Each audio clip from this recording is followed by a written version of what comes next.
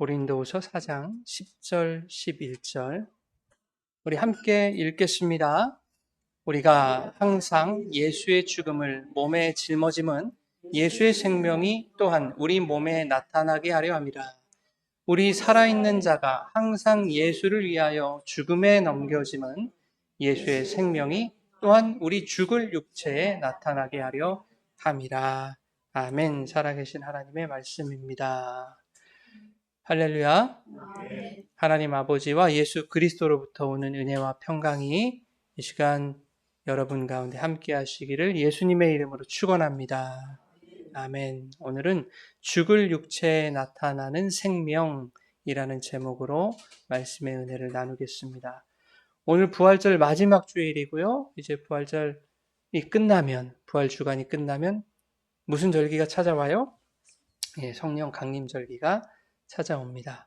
주님은 십자가의 죽음을 앞두신 때에도 그랬고 부활하신 때에도 제자들에게 뭘 약속하셨어요?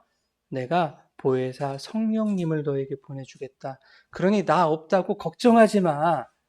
내가 성령을 보내주겠다니까 이 약속하고 가셨거든요. 그리고 승천하신 후에 그 약속하신 대로 120명이 모여서 기도하던 마가의 다락방에 성령을 보내주신 거예요. 이처럼 부활과 성령 강림은 각각의 독립적인 사건을 넘어서 하나의 구원 역사 안에서 긴밀하게 연결된 영적인 고리와 같다 하는 것입니다. 부활이 죽음을 전제로 하듯이 주님의 부활 없이는 성령의 역사 또한 온전히 나타날 수 없다는 것을 보여주는 거예요. 이 부활과 성령 강림의 연결이.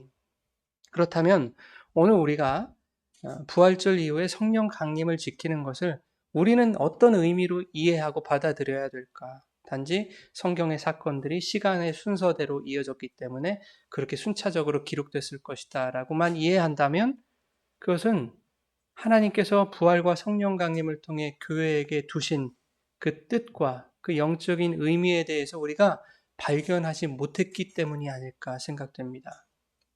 여러분, 부활은 예수 그리스도께서 죽음을 이기신 사건이에요. 이 죽음은 예수님의 육적인 목숨만을 의미하는 것은 아니겠죠.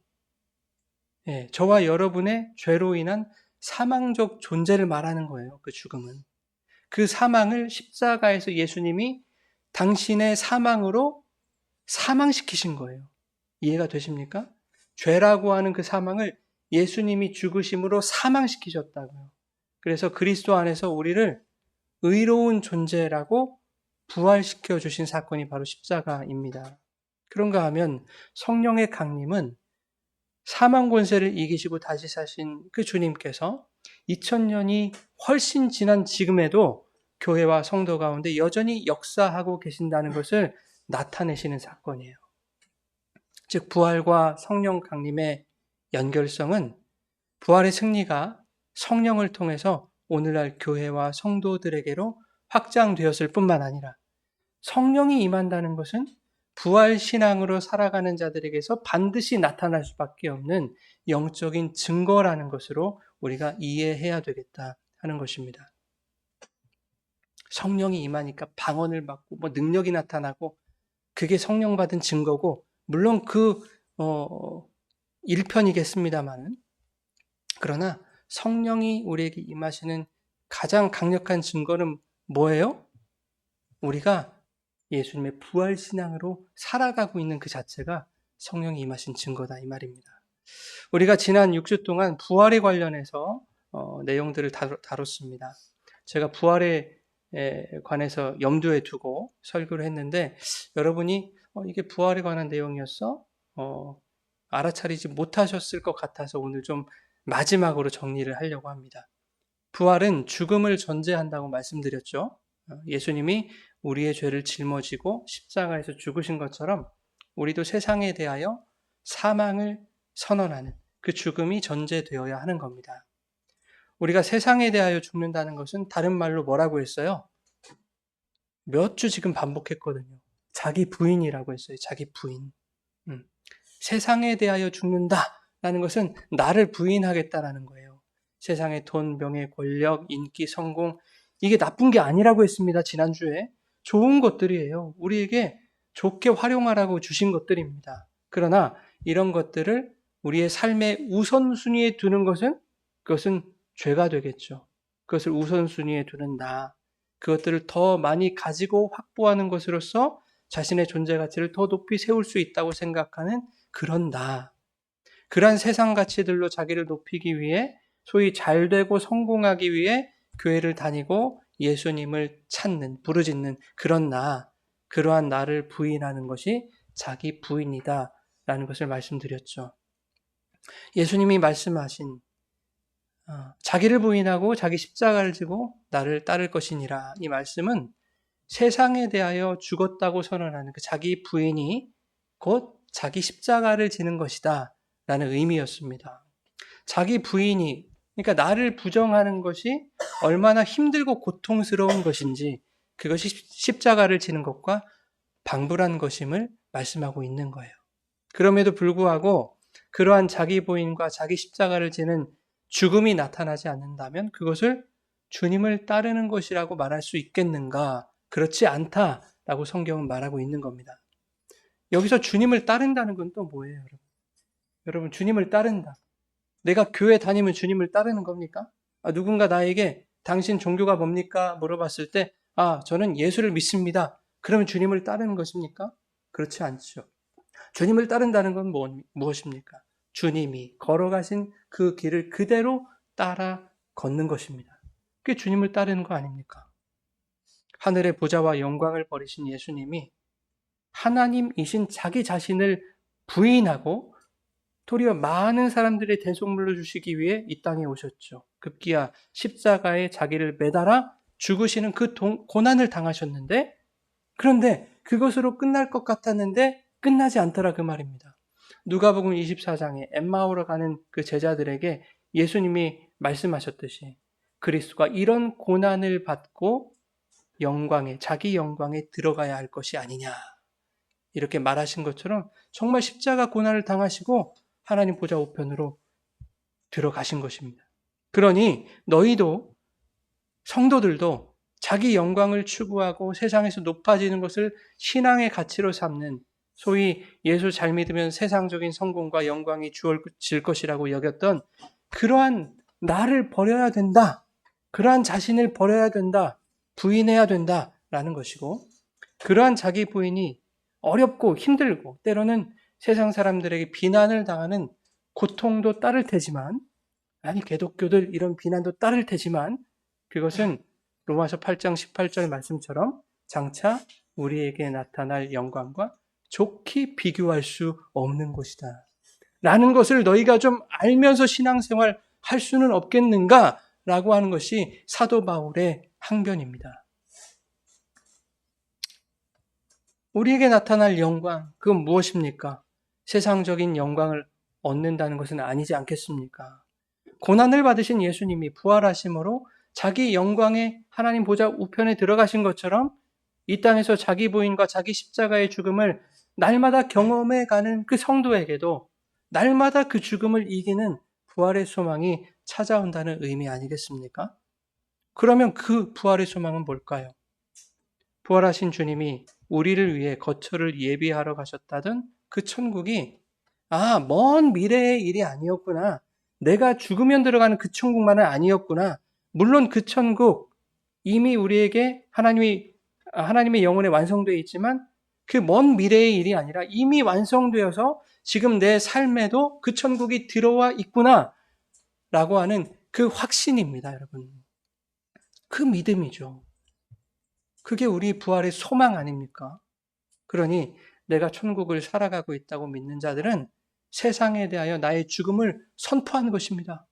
나 그 천국이 좋거든. 나 그 천국을 이 세상에서도 살아가고 있거든. 그러니 나 이 세상에 대해서 나는 사망을 선언할게. 그런데 놀랍게도 그 죽음이 선언되고 인정된 자들에게 부활이 열리더라 하는 겁니다. 교회 다닌다고 아무한테 다 그 부활이 주어지는 거 아니에요. 그 자기 부인이 일어날 때 세상을 이기는 천국을 살아가게 되는 것입니다. 그런데 여러분, 사람들은 종종 확신이라고 하는 자기 착각에 빠집니다. 그것은 주로 왜곡된 자기 신념에서 오는 것인데, 자기가 만든 종교적 고집과 신앙의 틀, 이런 것들이 내 안에 확고한 신념으로 자리 잡을 때 그것이 걷잡을 수 없는 왜곡된 어긋난 믿음으로 작용하게 돼요. 그래서 그거 잘못된 신앙 아니냐고 이렇게 말하면 그것을 인정할 수가 없습니다. 그 신념을 포기하기가 힘든 거예요. 내 존재가 부정당하는 것 같아서 그게 막 포기가 안 돼요. 성경은 자기를 부인하라고 하는데 인간은 기본적으로 자기 존재가 부정당하는 것을 견디기 힘들어합니다. 그 사람이 가진 신앙의 확신이 잘못된 확신일 때 그것에 대한 지적을 견디지 못해요, 인간들. 기분이 나쁘고 분노가 치밀어 오르고 자기가 옳다는 것을 어떻게든 막 증명하려고 애를 씁니다.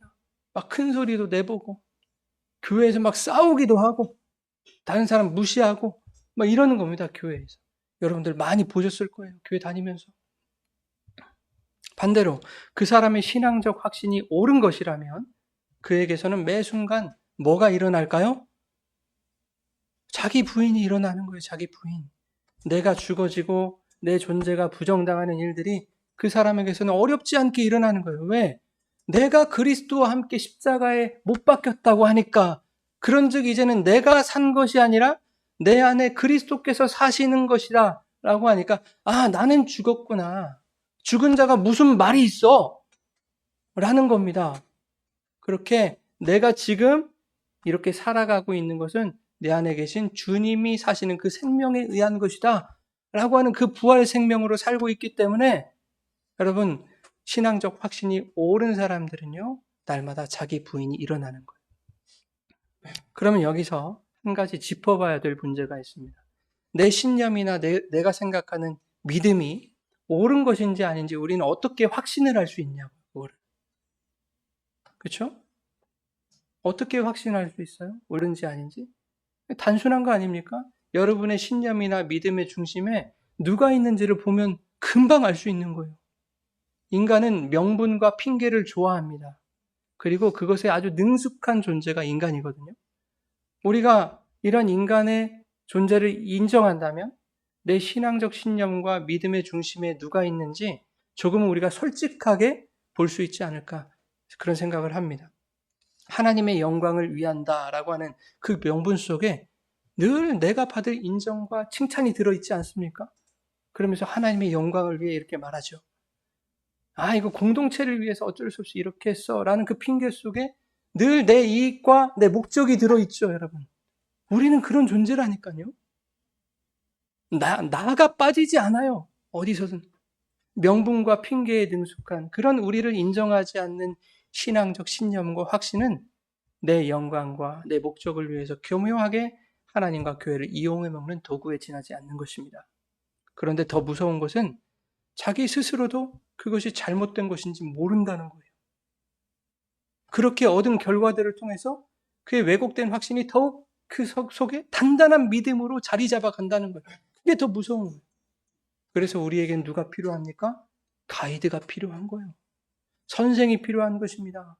교사가 필요한 것이고 스승이 필요한 거예요. 그분이 누구냐 그 말이에요. 이 목사입니까? 목사는 그냥 여기서 대언하는 사람일 뿐이고 말씀과 성령 아닙니까? 말씀과 성령 없는 신앙의 주인공은 자기 자신이 될 뿐이에요, 여러분. 주님을 내 뜻과 소원을 이루어 주시는 분으로 그렇게 여기게 될 것입니다.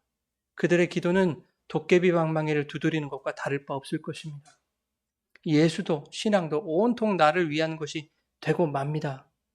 그런데 그조차도 느끼지 못하는 거예요. 도리어 내가 주님을 위해 얼마나 열심을 내는지 명분을 찾고 핑계를 대기 급급합니다.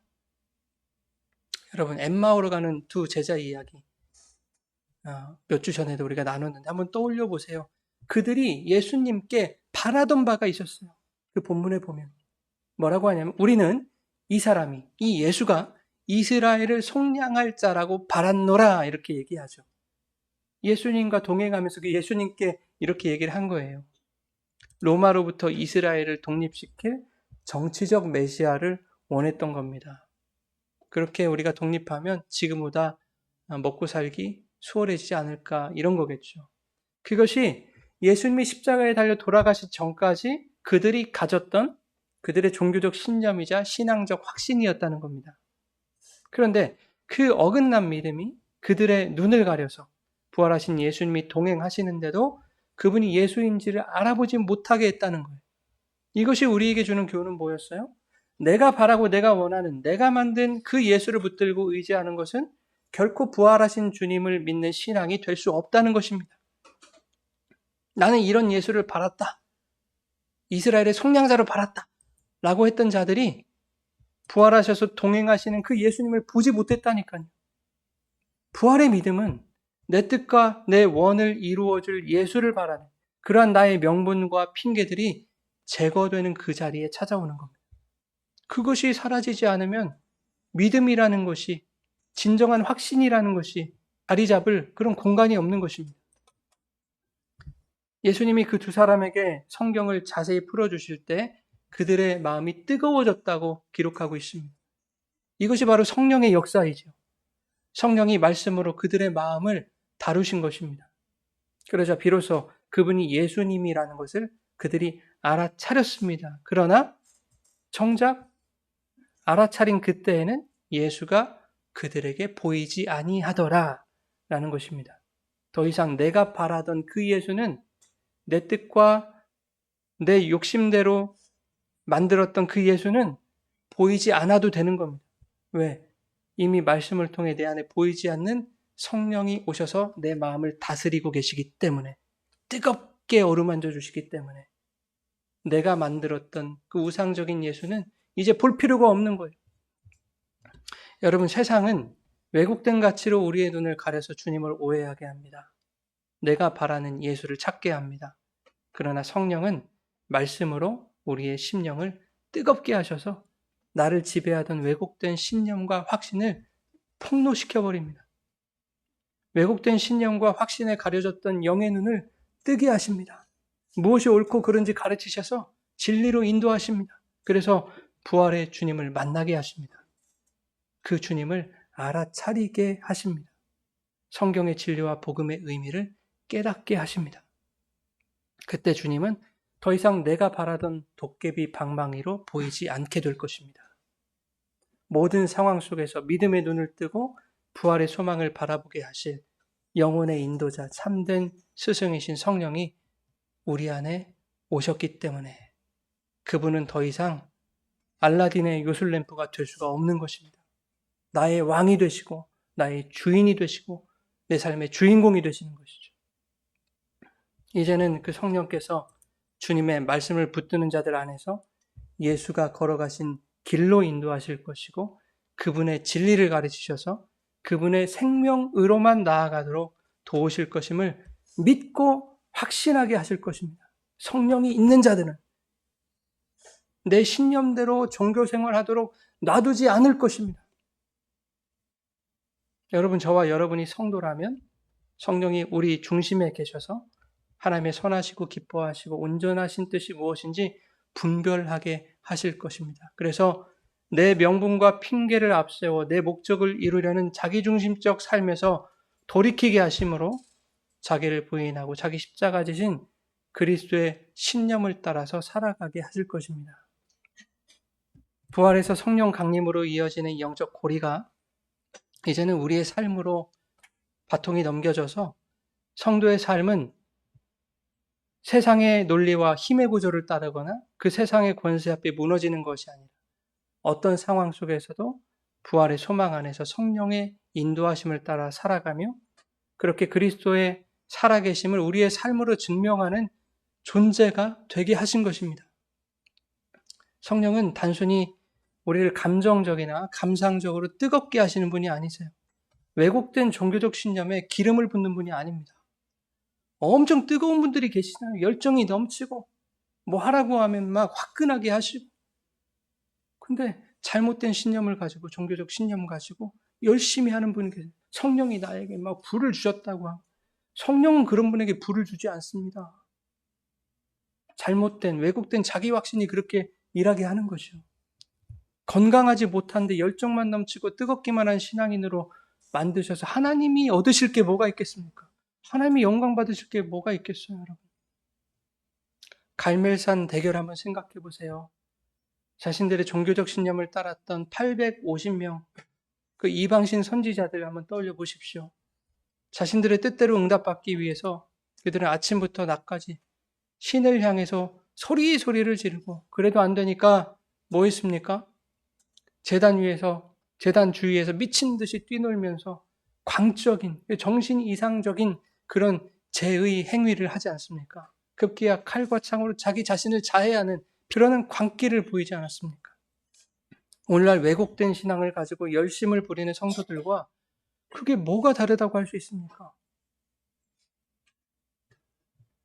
내 것을 얻기 위해서 곡기도 끊어가면서 하나님 주실 때까지 다 금식할 거야. 뭐가 다릅니까? 물론 금식하지 말라는 게 아니에요, 여러분. 기도가 나쁘다는 게 아니라 그 목적과 의도와 그 방법이 다 나쁘다는 거예요. 이방신 선지자들이 부르는 그 신은 바알이었기 때문에 다르다고 할 수 있겠습니까? 오늘 많은 신자들이 바알을 부르듯이 하나님을 찾고 있는 거 아닙니까? 다르지 않죠. 하나님을 우상처럼 대우하는 것이 더 나쁜 죄 아닙니까? 그런데 엘리야는 어떻습니까? 번제단에 불이 붙어야 이기는 그 싸움에서 엘리야는 제단 주위에 도랑을 파고 번제단에 물을 붓습니다. 그 나무와 번제물에 막 물을 붓는 거예요. 3번이나. 기름을 뿌려도 시원찮을 판에 불과는 상극인 그 물을 끼얹고 있다는 겁니다. 이것은 뭐예요? 내 생각과 인간적인 계산을 다 버리겠다는 거 아닙니까? 세상에서 기대할 수 있는 모든 가능성을 원천적으로 차단해버리겠다는 거 아닙니까? 그리고 모든 것을 하나님의 뜻에만 맡기겠다는 거 아닙니까? 그러면서 엘리야는 열왕기상 18장 36절에 이렇게 말합니다. 아브라함과 이삭과 이스라엘의 하나님 여호와여, 주께서 이스라엘의 참 하나님이신 것과 제가 주의 종인 것과 이 모든 일을 주의 말씀대로 행하고 있음을 오늘 모두가 알게 하옵소서. 여호와여, 제게 응답하셔서 이 백성들로 하여금 주만이 오직 하나님이신 것과 주께서 그들의 마음을 다시 돌이키게 하시는 분임을 깨닫게 하옵소서. 그 제단에 불이 임한 거예요, 여러분. 엘리야는 자기가 옳았다는 것을 인정받고 싶은 것도 아니었고 자기가 원하는 대로 원하는 것을 응답으로 받고 싶은 것도 아니었어요.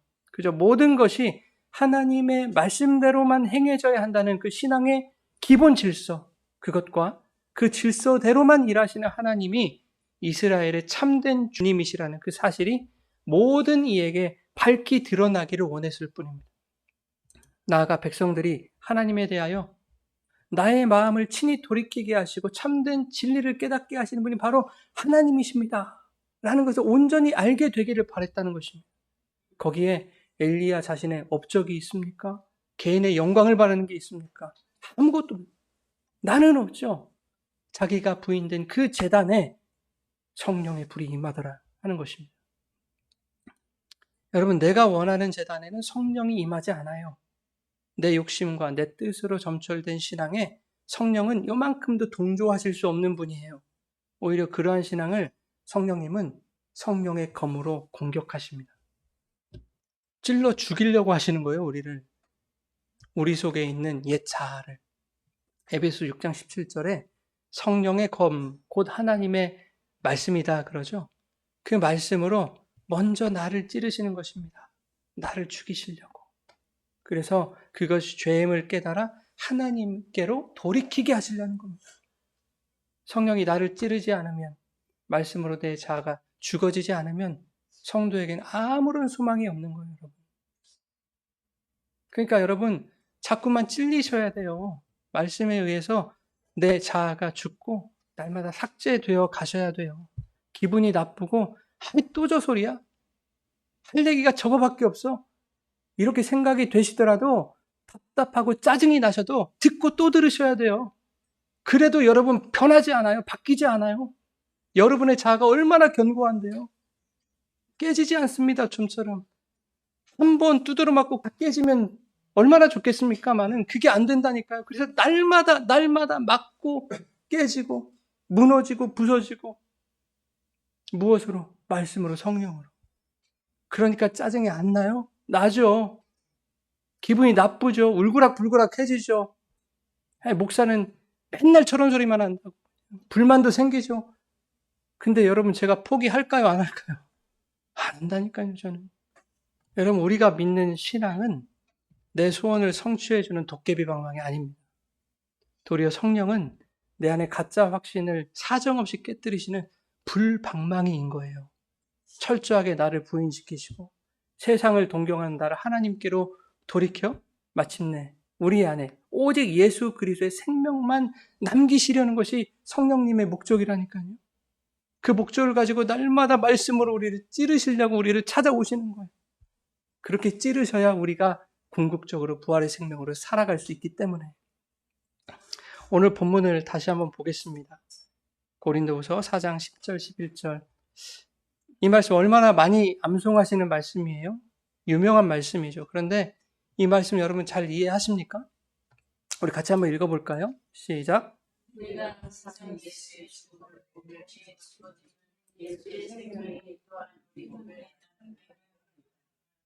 우리 살아있는 자가 예수를 위하여 죽음에 넘겨짐은 예수의 생명이 또한 우리 죽을 육체에 나타나게 하려 함이라. 예수님의 죽음을 몸에 짊어진다라는 것은 그분의 죽음을 우리 몸에 지니고 돌아다닌다는 거예요. 우리가 가지고 다닌다. 뭐 물건도 아닌데 어떻게 그것을 가지고, 가방도 아닌데 어떻게 메고 다닙니까? 성도의 모든 삶에 예수님의 죽음이 묻어 있다는 거예요. 어디를 가고 무엇을 하든지 성도에게는 예수님의 그 죽으심이라는 것이 묻어 있다. 다른 말로 예수님의 죽음이 묻어나지 않는 자는 성도가 아니라는 뜻이에요. 그러면 여기서 말하는 예수의 죽음이라는 것이 뭐냐고 10절에. 여기서 죽음으로 번역된 네크로스라는 말이 있거든요. 이것은 나를 위해서, 우리를 위해서 우리의 죄를 전가받아 죄가 되어 죽으신 십자가의 그 죽으심을 말하는 거예요. 그런데 여기서 중요한 게 뭐냐면 그 십자가에서 예수님만 죽은 게 아니죠. 십자가에서 또 누가 죽었어요? 여러분 생각해 보세요. 십자가에서 죽은 자. 십자가에서 죽은 자가 있잖아요. 강도요. 그 대답이 나오기를 바로 기다린 거예요. 강도도 죽었지만 누가 죽었어요? 내가 그리스도와 함께 십자가에 못 박혔나니 그러잖아요. 그러니까 여러분 남이 죽는 것만 본다니까요. 우리는 내가 그리스도와 함께 십자가에서 죽었잖아요. 그리스도 안에서 성도가 함께 못 박혀 죽은 그 죽음을 10절에 지금 말하고 있는 거예요. 예수의 죽음 안에는 저와 여러분이라는 죄덩어리들의 죽음이 있어요. 그 죄의 죽음. 예수님이 자신의 죽음으로 죄를 사망시키자 부활하신 예수로 말미암아 죽었던 우리에게 그의 생명 또한 부어지게 된 것입니다. 그런데 11절에 보면 사도 바울은 성도의 삶 자체가 끊임없이 죽음에 넘겨지는 삶이라고 이렇게 말하고 있어요. 그것도 항상 예수를 위하여 죽음에 넘겨진대요. 항상. 예수를 위하여라는 말은요. 예수로 말미암는, 예수 때문에, 예수로 인하여, 예수와 함께 이런 뜻이에요. 예수를 위한다는 그런 말 아니에요. 즉 성도의 삶이 예수로 인해서, 예수 때문에 항상, 여기서 항상 태고 쪽부터 지금까지라는 뜻이에요. 항상 죽음에 넘겨진다는 거예요. 인간들은. 이 죽음이 어떤 죽음인가? 그 죽음은 자기 부인이라는 죽음이더라 하는 겁니다. 우리가 성도라면 그 삶에 반드시 자기 부인이라는 그 죽을 맛들을 보게 될 것이다 하는 겁니다. 사도들이 살아가던 시대, 그 시대 한번 생각해 보세요. 죽음에 넘겨지는 일들이 얼마나 많았어요. 차라리 예수님이 살아계시던 시대가 더 나았을지도 몰라요. 그때는 배는 고팠지만 예수 따라다닌다고 누가 막 직접적으로 죽이려고 하지 않았잖아요. 예수님이 이제 돌아가실 때 돼서야 막 생명의 위협이 있고 했었지만 여러분 사도들이 살아가던 시대는요. 사자굴에 던져지고 끓는 기름통에 던져지고 서슬퍼런 대못이 숭숭 솟아있는 그 형틀에 던져지고 그렇게 죽음에 던져지는 시대였다니까요. 우리가 아무리 우리의 삶이 팍팍하고 힘들고 죽음에 던져진 것 같아도 그렇다 한들 우리의 시대에는 그런 죽음에 던져진 일들이 없잖아요. 이렇게 얘기하면 지구 반대편에 있는 사람들은 또 마음이 아프겠죠? 오늘날도 예수를 믿는다는 이유로 죽음에 던져지는 자들이 얼마나 많은지 아십니까, 여러분? 총살을 당하고 칼에 찔려 죽이고 불태워 죽이고 하는 일들이 21세기에 우리가 살아가는 이 시대에 있다는 겁니다, 여러분. 우리는 그 정도는 아니잖아요. 기독교가 욕을 먹고 있고 교회 다닌다고 하면 눈총을 받고 이런 것쯤이야 우리가 좀 견딜 수 있는 거 아닙니까? 그 정도가 죽음에 던져지는 거라면 그럼 해볼 만한 거 아니에요? 그 정도로 죽음에 던져져서 우리가 생명, 영원한 생명을 얻을 수 있다면 여러분 이건 남는 장사 아닙니까? 이렇게 말했죠. 하나님 앞에 죄송하지만 여러분 비단 인생 자체가 힘들고 고달프다라는 말이 아니라 자기를 부인하는 신앙의 여정이 죽음만큼이나 고통스러운 것이다라는 뜻입니다. 내가 중심이 되고 싶고 신앙을 이용해서라도 내 뜻을 이루고 싶고 세상의 논리와 육체의 정욕을 따라 살아가고 싶은 그 마음을 교묘히 숨겨가면서 믿은 좋은 사자처럼 그렇게 살아가는 저와 여러분을 성령께서 예수로 말미암아 날마다 죽음에 넘겨지게 하시는 거예요. 사도 바울은 고린도전서 15장에서 말하기를 뭐라고 합니까? 나는 날마다 죽노라. 이것이 내 자랑할 바다 그러잖아요. 내 자랑을 두고 단언하건대 나는 날마다 죽는다 그런다니까요. 사도 바울이. 왜 그렇습니까? 성도의 삶이 죽음에 넘겨지는 것은 단순히 고달픔이나 고통이 아니라 오히려 그렇게 죽음에 넘겨지고 자기가 부인되는 죽음을 경험해야만 예수의 생명으로 살게 되기 때문입니다.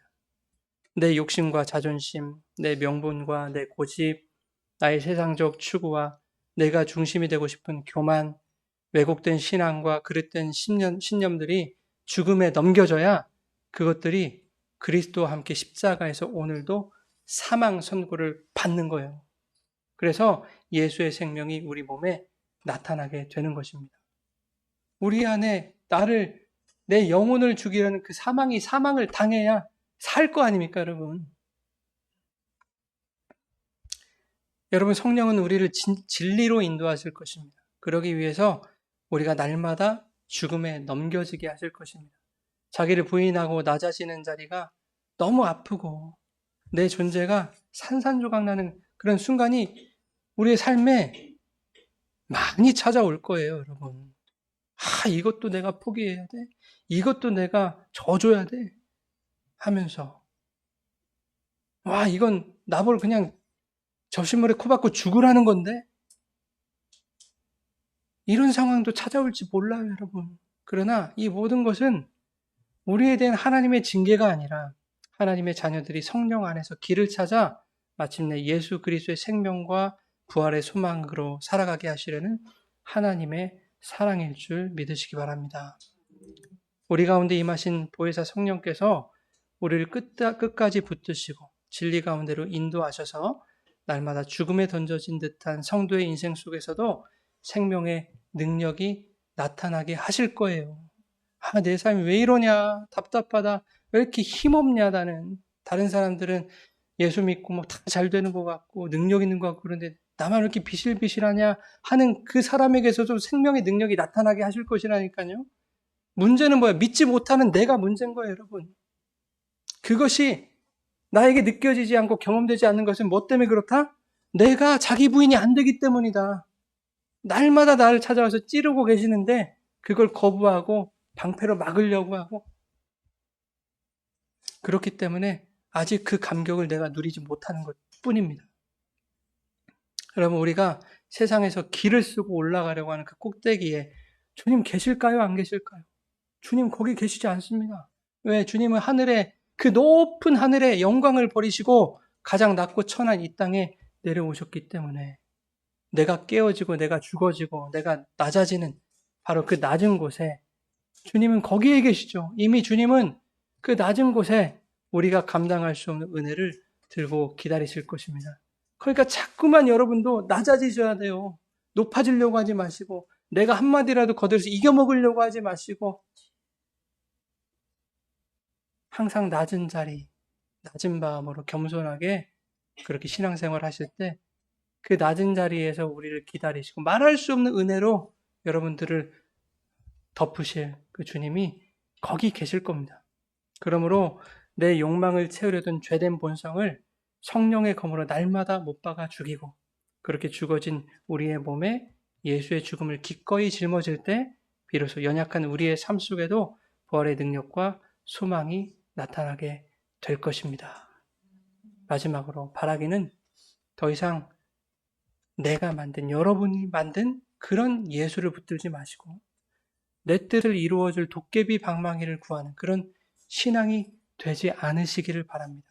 어떤 상황 속에도 부활의 소망을 붙들고 성령의 인도하심에 순종하며 살아가실 때 세상이라는 사망의 자리에서 썩어 없어지는 존재가 아니라 예수의 생명과 성령의 임재를 온 삶으로 증명해내는 우리 모두가 되기를 예수님의 이름으로 축원합니다. 아멘. 우리 찬